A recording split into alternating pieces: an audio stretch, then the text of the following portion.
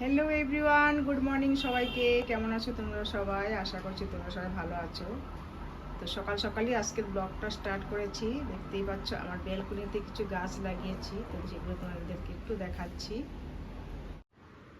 এখন বাজে সকাল 7টা, আর আমি এখন থেকে এই সকালবেলার ব্রেকফাস্টে কী খাচ্ছি সেটা তোমাদেরকে একটু শেয়ার করছি। দেখতে পাচ্ছ চিয়া সিড ভিজিয়ে রেখেছিলাম রাত্রেবেলা, তো এটা এখন খাবো।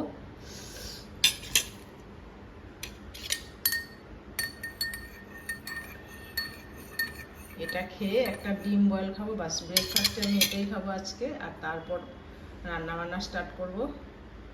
তো ঠিক আছে, এখনখান তো রাখছি, ফিরে আসছি তোমাদের সামনে আবার রান্নাবান্না সেরে। তো ফ্রেন্ডস, চলো দেখাই আজকের দুপুরের লাঞ্চে কি কি রান্না করেছি। তো শুরুতে দেখাচ্ছি হচ্ছে ভাত,